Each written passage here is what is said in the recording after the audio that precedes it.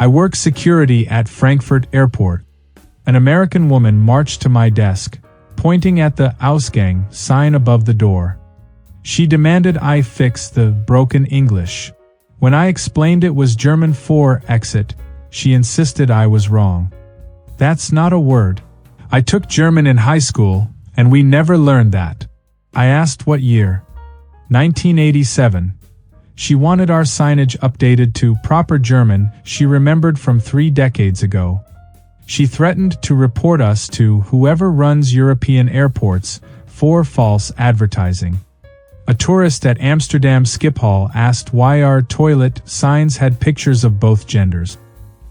He thought European bathrooms were all unisex now because he saw one symbol with a dress and pants together. I explained it meant facilities for everyone separately. He asked if we had normal American bathrooms. I pointed to the signs. He squinted. These pictures are too European. Where's the cowboy hat on the men's room? I thought he was joking. His face said otherwise. Now you understand why airport staff develop strange coping mechanisms. Let me share what happens when Americans confidently misinterpret European airport signage. Our Copenhagen airport uses Udgang for exit.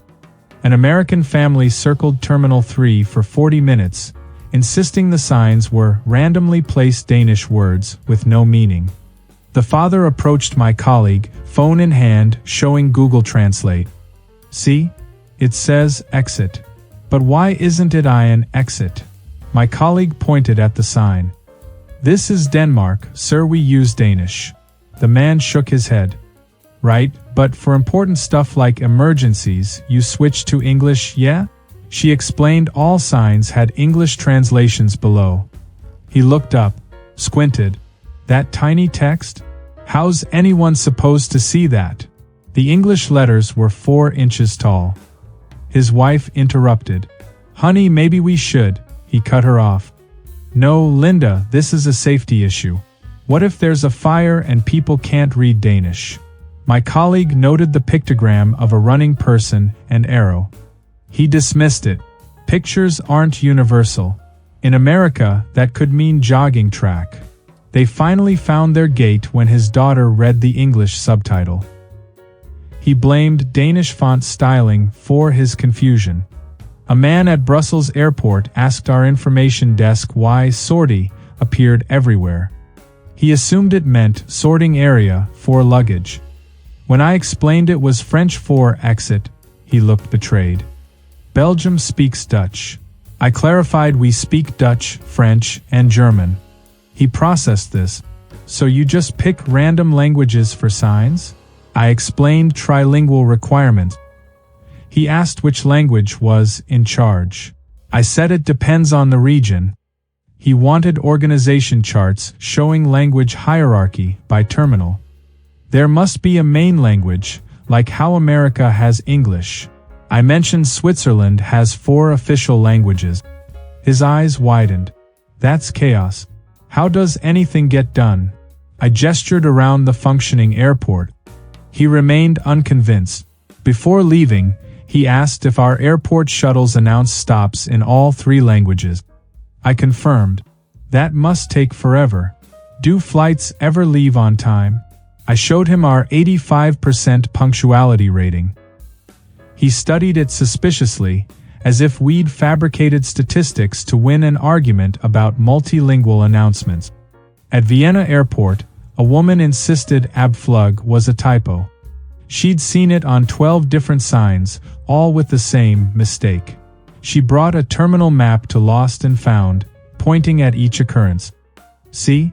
Someone misspelled flight everywhere. You need quality control. I explained it meant departure in German. She frowned. Germany's not even close to Austria. I paused, choosing words carefully. Austria's primary language is German. Her face showed genuine surprise. Like, they copied Germany. I briefly explained the history. She interrupted.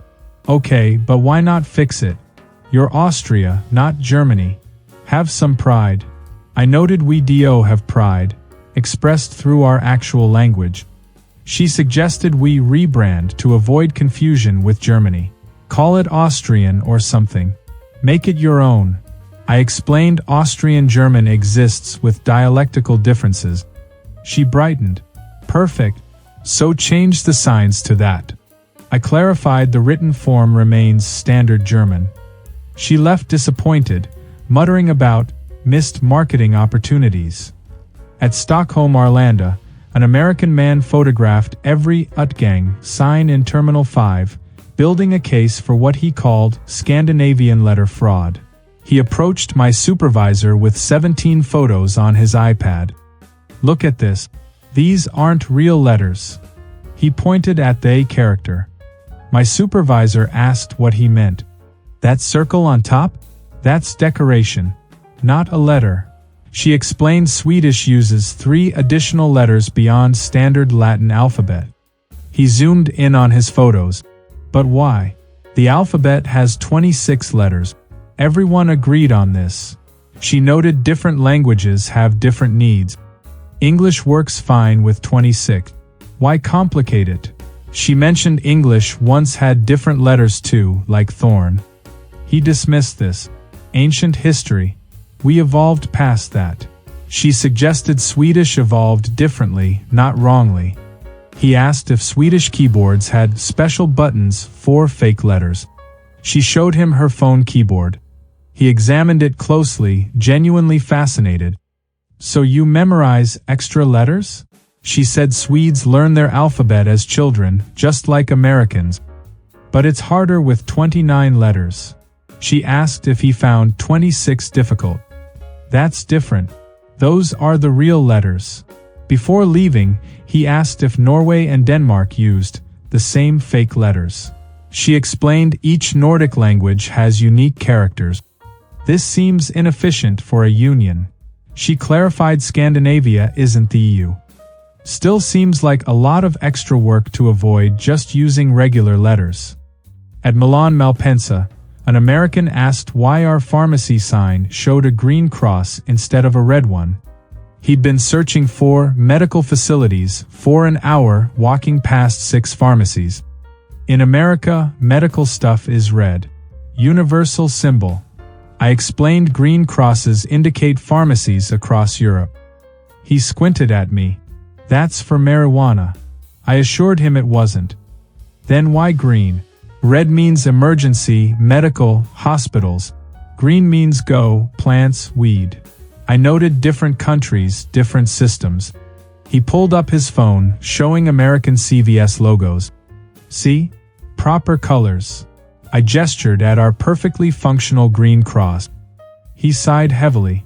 I guess if it works for you guys but seems inefficient, have you considered rebranding to international standards? I asked which standards. American ones. We invented modern medicine. I didn't engage further. He bought aspirin, paid in dollars, seemed surprised we gave him euro change. This doesn't match the exchange rate, I googled. I explained airport rates differ. That's a scam. I directed him to complain at currency exchange. He asked where that was. I pointed at the green sign with currency symbols. He looked right at it. I don't see anything. Our Prague airport uses Informace for information desk. An American woman asked 4 different staff where information was located while standing directly beneath the sign. Finally, someone pointed up. She read it aloud. Informatsai? What's that? We explained. Her jaw dropped. Why not use the English word? Everyone knows information. I noted this was Czech Republic, so Czech signs made sense. But English is simpler, more efficient. Why make it complicated? I asked if she'd prefer Prague remove its native language from signs. She considered this seriously. Not remove, just add more English. Like bigger English. I showed her the English translation below, same size as Czech. Make English bigger, she repeated, as if this solved everything. Czech people speak Czech anyway. English is for tourists. I mentioned Czech tourists exist who don't speak English. But English is universal. I noted Mandarin has more speakers. Chinese tourists can learn English. It's easier. I asked easier than what? Than all these random languages. If everyone spoke English, airports would be less confusing. I suggested she learn basic Czech words. She looked horrified. I'm only here 3 days. At Barcelona airport, a man approached our help desk holding a sortida sign he'd somehow removed from a wall. This isn't Spanish. I confirmed it was Catalan. What's that? I explained Catalonia's regional language. He set the sign down. Spain should have Spanish signs. I noted we have both. He picked the sign back up, examining it. This says sortida. That's not even close to salida. I confirmed both meant exit, different languages. He asked why Spain needed 2 languages. I provided brief historical context. He interrupted. Seems divisive. Have you considered just picking one? I asked if he thought Texas should remove Spanish. That's different. We don't change English signs. I noted many U.S. airports have multilingual signage. Small print maybe. Not huge letters. I gestured around Barcelona airport, where both Catalan and Spanish appeared equally. He shook his head slowly. Must be confusing for Spanish people. I mentioned Catalans are Spanish people who speak Catalan. But Spain's language is Spanish. I confirmed Spain has multiple co-official languages. He looked genuinely puzzled. So what do you speak at home? I said Catalan. But you're Spanish? I confirmed. That's wild. He took a photo of the sign for proof, then asked where to return it. I called maintenance. He seemed embarrassed now. I thought it was loose. At Athens airport, a tourist demanded to know why our restroom signs used different male-female symbols than normal. She'd been holding her phone up, comparing our signs to Google images of standard restroom pictograms. These people look Greek. Like ancient Greek. I confirmed they were stylized figures inspired by classical art. But why? The stick figures work everywhere else. I explained Greece incorporates cultural heritage into design. She zoomed in on her phone. See? Normal bathroom signs have round heads. Yours have profile heads. That's confusing. I noted thousands of daily travelers navigated them successfully. Because they're European. Americans need the regular ones. I asked if she'd found the restrooms despite her concerns. Eventually. But I had to guess. I pointed at the large WC text beside the figures. She dismissed it. I don't know what WC means. In America, we say restroom. I explained it meant water closet, common European terminology. That's British. You're Greek. I noted shared European conventions. She wanted to speak with airport management about accessibility for American tourists. I gave her the feedback form. She asked if it came in English. I confirmed. Good. Because this needs to be fixed. You're losing business over weird bathroom art. The best incident happened at Zurich airport last winter. An American man spent 30 minutes arguing with our information desk about Ankunft and Abflug signs. He insisted they were German words that Switzerland borrowed illegally, because Switzerland should speak Swiss. Our representative explained Switzerland has 4 national languages, including German. He demanded proof. She showed him official documentation. He read it carefully, processing.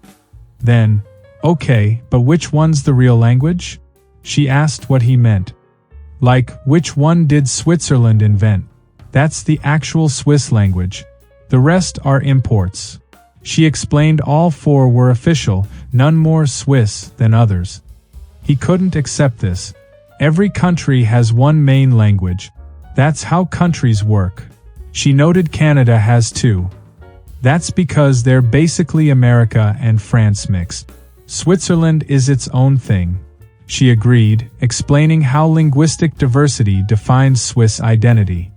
He looked uncomfortable. That sounds complicated for government. She mentioned Switzerland functions excellently despite, or because of, multilingualism.